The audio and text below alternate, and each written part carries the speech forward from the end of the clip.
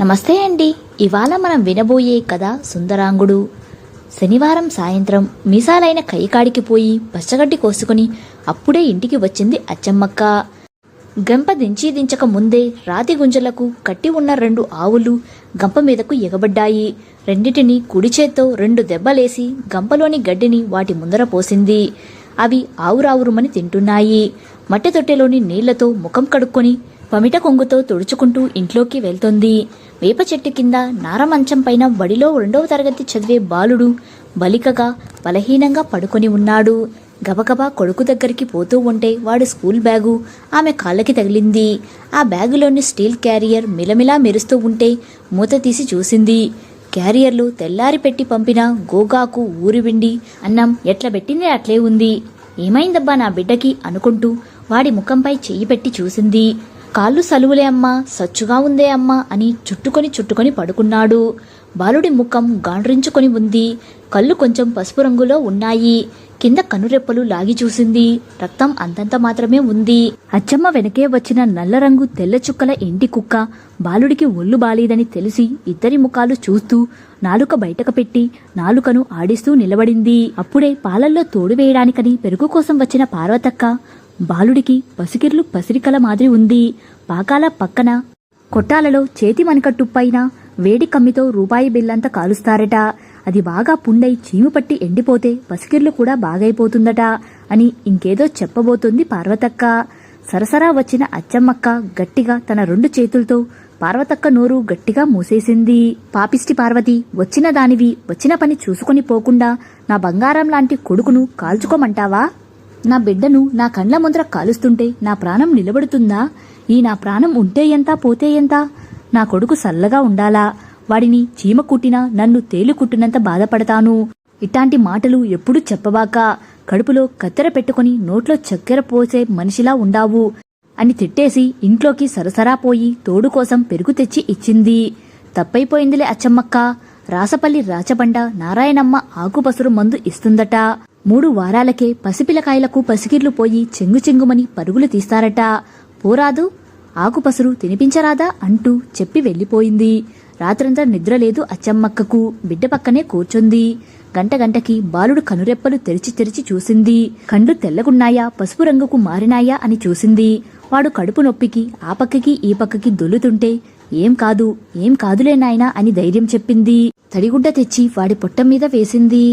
ఆదివారం తెల్లారింది. ఊళ్ళో కోళ్లు 1 కాదు వరుసగా 5-6 కూసినాయి. గబగబా లేచి పెరట్లోకి పోయి చన్నీళ్లతో తలస్నానం చేసింది. దేవుడి పటాలకు దండం పెట్టింది. 3 ఏళ్ల ముందు బురదగుంటలో పడి ప్రాణాలు పోగొట్టున మొగుడి పటానికి ముద్దుబంతి పూలు పెట్టింది. బాలుడిని తట్టి లేపి తడిగుడ్డతో బాలుడి ఒళ్లంతా తుడిచింది. వాడి గుడ్డలు చిన్నగా మార్చి, బాలా రాసిపల్లికి పోదాము, నారాయణమ్మ పసురు మందు తీసుకొద్దాము, తెల్లారితోనే పోయి ఎండ రాకుండా ముందే మందు తిందాము అని చెప్పింది. చిన్నగా అమ్మా కొడుకు ఈశ్వరాపురం నుంచి మైలు దూరంలో ఉన్న రాసిపల్లి బయలుదేరినారు. కయ్యిల మిట్ట కాల్వల మిట్ట బాలుడు అడుగులు వేసుకుంటూ నడుస్తున్నాడు. సుందరాంగుడు నా కొడుకు. వాడు నడిస్తే ఉండే రాజటీవీ ఈ 4 ఊళ్ళలో ఎవడికి వస్తాది? ప్రాయానికి రాని నా కొడుకు ఊళ్ళో ఆడపిల్లకాయలు ఎగరేసుకుపోవాలని చూస్తారు. ఏ పాపిష్టి కళ్ళు పడినాయో నా బిడ్డ మీద. సగానికి సగం అయిపోయినాడు అనుకుంటూ వాడి వెనకే నడుస్తుంది అచ్చమ్మ. 1/2 మైలు నడిచారు. కాసేపు కూర్చుంటానే అమ్మా అని అడిగినాడు. ఇద్దరు చింత చెట్టు కింద రాతి బంట పైన కూర్చున్నారు. చింత చెట్టు ముందరే 2 నీళ్ల గుంటలు ఉన్నాయి. వాటిని ఆ చుట్టుపక్కల ఊళ్ళలో నూకలగుంట రాగులగుంట అని పిలుస్తారు. గుంటల ఒడ్డున నత్తగుల్లలు పెళ్లి కూతుర్ల లెక్కన నడుస్తూ ఉంటే బాలుడు వాటినే చూస్తున్నాడు. ఇంతలో ఒంటిమిట్ట ఊరోళ్ళవి 1/2 డజను ఆవులు వచ్చి నూకలగుంటలో నీళ్లు తాగుతూ ఉన్నాయి. అప్పుడే రాసిపల్లి ఆవులు 10 దాకా వచ్చి అదే గుంటలో నీళ్లు తాగబోయాయి. అట్లా ఇట్లా చూసిన ఒంటిమిట్ట ఆవులు రాసిపల్లి ఆవుల్ని నీళ్లు తాగనీయకుండా బుసలు కొడుతూ కొమ్ములు విసురుతూ తరిమినాయి. ఎదురు తిరగలేని రాసిపల్లి ఆవులు తోకలు ఆడించుకుంటూ పక్కనున్న రాగుల గుంట కాడికెళ్లి నీళ్లు తాగాయి. ఆవుల తరుముడు చూసిన బాలుడు చిన్నగా అరనవ్వు నవ్వినాడు. దూరంగా ఉన్న చెరుకు తోటల నుంచి గాలి తెరలుగా వీస్తుంది. సరే పోదాం పదరా బాలా అనింది అచ్చమ్మ. చిన్నగా చెట్టు పట్టుకొని లేచినాడు. నా వల్ల కావడం లేదే అమ్మా అనినాడు. ఒక పక్క కొడుక్కి ధైర్యం చెబుతూ ఎట్లా చేసేదిరా కొడుకా అని సాయానికి ఎవరైనా కనబడతారేమోనని అన్ని దిక్కులు చూసింది. దరిదాపుల్లో ఎవ్వరూ కనబడకపోయేసరికి సరేరా నేనే ఎత్తుకుని పోతాను అని చెప్పి బాలుడిని భుజాన వేసుకుని 10 అడుగులు వేసింది. అచ్చమ్మ వల్ల కాలేదు. బలవంతంగా అడుగులేసుకుంటూ వెళుతుంటే ఊరి నుంచి ఎద్దుల బండిలో సొరకాలైన వడ్ల మూటలు వేసుకుని వస్తున్నాడు. అచ్చమ్మను చూసిన సొరకాలైన, అచ్చమ్మక్క, కాటారెడ్డి మిల్లులో వడ్లు ఆడించుకునేదానికి అగ్రహారం పోతా ఉండా, బండిలో అబ్బిని కూర్చోబెట్టు, రాసిపల్లిలో దించిపోతా అనినాడు. కోరిన కొండపైన వాన పడుతుందంటే వద్దంటానా అన్నా? నా బిడ్డను ఎక్కించుకో నీ బండిలో, నీకు జన్మజన్మకి రుణపడి ఉంటాను అని చెప్పి బాలుడిని ఎద్దుల బండిలో ఎక్కించి వెనకనే నడుచుకుంటూ వెళ్ళింది. రూపాయి బిల్లంతా బొట్టు పెట్టి, ముక్కుకు 2 వైపులా బంగారు పుడకలు పెట్టి, తలకి బిచ్చాడి కొప్పు ముడివేసి, మూర మల్లెపూలు పెట్టి, చేతి నిండా బంగారు గాజులేసి, ఒళ్ళంతా పసుపు రాసి లక్ష్మీకరంగా వాకిట్లో నిలబడింది నారాయణమ్మ. పట్టుచీర కట్టి మెడపై వరకు కుట్టించుకున్న జాకెట్టుతో, మెడలో నల్ల పూసలతో మిలమిలా మెరుస్తుంది నారాయణమ్మ. నిండు ముత్తైదువు కదా, నిమ్మరంగు ఒళ్ళు కదా, దగదగా మెరిసిపోతుంది. 5 అడుగుల ఎత్తు ఉన్న నారాయణమ్మ నవ్వుతూ పలకరించి విషయం తెలుసుకుంది. 3 ఆదివారాలు రావాలి, పరగడుపున వారం వారం ఆగుముద్దులు 3 మింగాలి, చల్లటి మజ్జిగ తాగాలి, ఆ రోజంతా ఉప్పులేని మజ్జిగన్నం తినాలి, పసికర్లు తగ్గేంత వరకు మాంసం గాని, శనగ నూనె గాని, వేపుళ్లు గాని తినకూడదు, తేలికగా జీర్ణమయ్యే తిండి తినాలి, చెడి బడి తినద్దు, ఈ 3 వాలాలు నోరు కట్టేసుకో అని బాలుడికి జాగ్రత్తలు చెప్పింది. అన్నిటికీ బుద్ధిమంతుడి లెక్కన తల ఊపినాడు బాలుడు. అచ్చమ్మ వైపు తిరిగి, నేను ఇచ్చే మందు ఆకు పేరు ఏమీ అని అడగబాకండి. మందు పేరు చెబితే వైద్యం పనిచేయదని మా గురువు ఆజ్ఞ. మందు పనిచేస్తుందో చెయ్యదో అని అనుమానం పెట్టుకోకండి. నమ్మితేనే వైద్యం పనిచేస్తుంది. 100 మంది మందు తిన్నారు. దేవుడి దయ వల్ల అందరూ చల్లగా ఉండారు. వైద్యానికి నేను పైసా తీసుకోను. డబ్బు తీసుకుంటే వైద్యం పనిచేయదని కూడా మా గురువు చెప్పినాడు అని గబగబా చెప్పేసింది. అన్నిటికీ సరేనంది అచ్చమ్మ.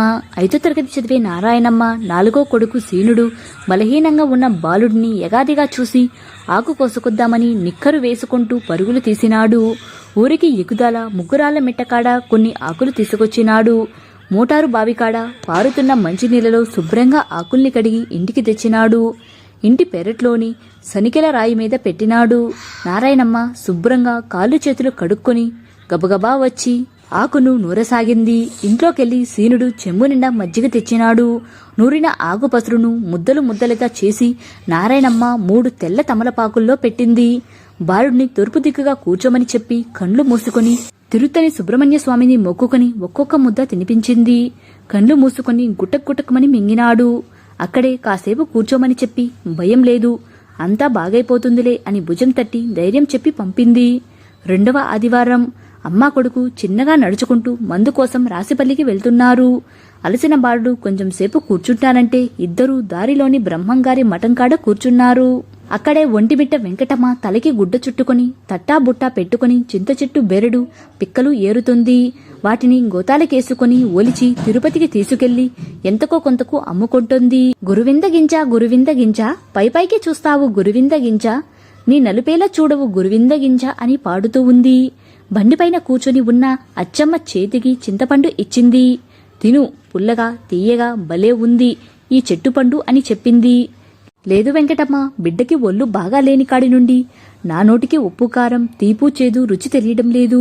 ఏడుకొండలుడి దయవల్ల నా బిడ్డ తేరుకోబోతాడా అని ఒకటే దిగులు పట్టుకుంది. తట్ట నిండా పెడితే కడుపు నిండా తినే నా కొడుకు ఆకలే కావడం లేదంటా ఉండాడక్కా. చాన్నాలుగా తిండి తినక నా కొడుకు సచ్చుబడిపోయినాడక్కా.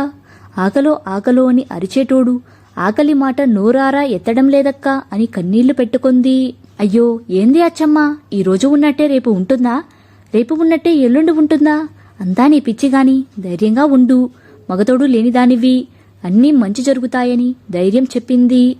పొగాకు తిత్తిలో నుంచి మడతలు పడిన 10 రూపాయల నోటు తీసి అచ్చమ్మ చేతిలో బలవంతంగా పెట్టింది. దోవలో ఎక్కడైనా టెంకాయలు అమ్ముతా ఉంటే లేత టెంకాయ ఒకటి కొట్టించి బిడ్డకు తాగించు, కడుపు చల్లబడతాది అని చెప్పి పంపింది. 2వ వారం కూడా నారాయణమ్మ ఇచ్చే పసురుమందు తీసుకుని ఇంటికొచ్చినారు. 3వ ఆదివారం అమ్మా కొడుకు తెల్లారే కడిగి లేచి నడుచుకుంటూ వెళ్లి కాసేపు కూర్చుందామని పసుపు కాల్వకాడ కూర్చున్నారు. బాలుడు కాల్వగట్టున ఉన్న పసుపు పచ్చని తంగేడు పూలు చూస్తూ కూర్చున్నాడు. రాసిపల్లి మేకల గుంపు పసుపు కాల్వగుడి పక్కనున్న కటవం మీద తుమ్మ చెట్టు చుట్టూ చేరి ముండ్లు గుచ్చుకోకుండా ఒడుపుగా ఆకులు పట్టుకొని తింటున్నాయి. వాటి వెనకే వచ్చిన ఒంటిమిట్ట మేకల గుంపును కొమ్ములతో తరుముతున్నాయి. ఒంటిమిట్ట మేకల గుంపు వెనక్కి తిరిగి చూడకుండా పరుగులు తీసి ఎడమ పక్కనున్న తుమ్మ చెట్టు దగ్గరకు పోయి నోటితో ఆకులు పెరుక్కుని నమలసాగాయి. మేకల పరుగులు చూసిన బాలుడు వాలోళ్ల రాజ్యం వాలోళ్లది అనుకుంటూ ముసిముసిగా నవ్వినాడు.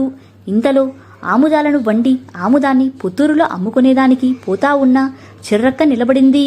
కడుపు నిండితే కడవలు మోయి, లేకపోతే పరుగులు వేయి కదా నా కొడుకు. కంచం వైపు చూడటమే లేదు, మంచం వైపే చూస్తున్నాడు అని చిర్రక్కతో చెబుతూ ముక్కు చీదింది అచ్చమ్మ. ఏమిరా బాలా, ఏనుగు మాదిరి ఉండాల్సిన వాడివి ఎలుకపిల్ల మాదిరి సన్నబడిపోయినావు అని అంటూ నెత్తిమీద సత్తు చెంపు కింద పెట్టింది. అచ్చమ్మ పసికిళ్ల విషయం చెప్పేసరికి, అచ్చమ్మక్క, నీ బిడ్డకు ఒంట్లో వేడి అయిపోయి ఉంటుంది, అందుకే బిడ్డ ఇట్లా ఎండిపోతూ ఉండాడు అంటూ చేతిలోకి ఆముదం తీసుకుని తలకి కాళ్ళకి పొట్టకి రాసి, నువ్వు రెండు చల్లగా ఉండ్రా నాయనా అని దీవించి గంపనెత్తుకుని బయలుదేరింది.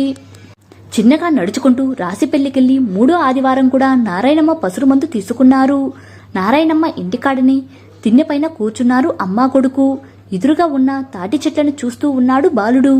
గాలికి అప్పుడప్పుడు తాటి మట్టలు చిన్నగా కదులుతున్నాయి. ఇంతలో కోతుల గుంపు ఒకటి వచ్చింది. పెద్ద కోతి ఒకటి ఎక్కడి నుంచో అరటి పండ్ల గేల ఒకటి పట్టుకొచ్చింది. పిల్ల కోతులు చుట్టూరా చేరి గేలలోని పండ్లు పెరుక్కొని తింటున్నాయి. బాలుడు ఎక్కడ భాగానికొస్తాడు అన్నట్టుగా అప్పుడప్పుడు బాలుడి వైపు ఉరిమి ఉరిమి కోతి చూపులు చూసినాయి. ఇంతలో తాటి చెట్టు నుండి ఒక పెద్ద తాటి మట్ట ఒకటి కోతి గుంపు పైన దబీమని పడింది.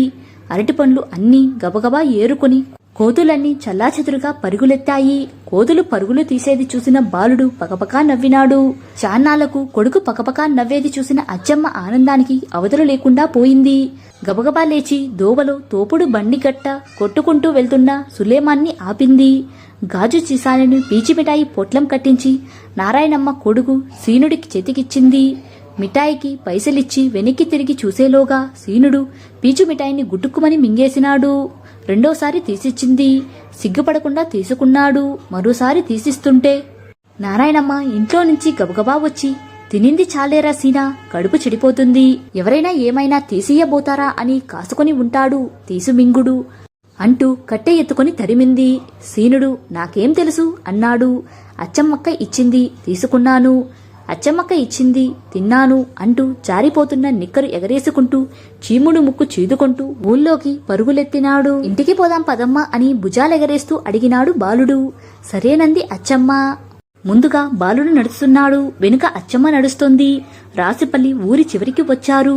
రేగుపండ్ల చెట్టు నుంచి నేల మీద పడిన రేగుపండ్లు వాసన గుప్పు గుప్పుమని వస్తుంది. బాలుడి నోట్లో నుంచి కొంచెం కొంచెం ఊట ఎంగిలి ఊరుతుంది.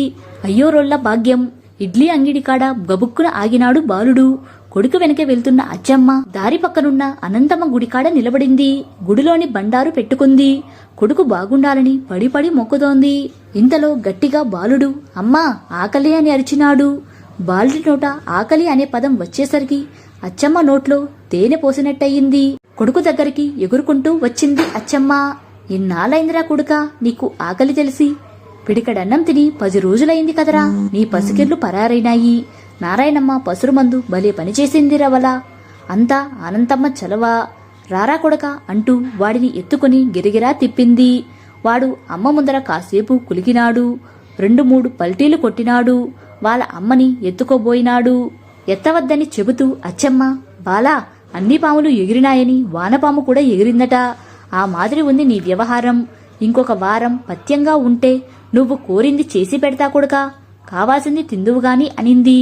వాడు సినిమా హీరో పోజులు పెడుతూ, నాకు ఒళ్ళు బాగైపోయిందోచ్, జబ్బు గిబ్బు జంతానై ఇడ్లీ దోశలు తినొచ్చు, బెల్లం బర్ఫీ అల్లం బర్ఫీ తినొచ్చు అంటూ భాగ్యం అంగిడికి పోయి 2 ఇడ్లీలు పెట్టించుకున్నాడు.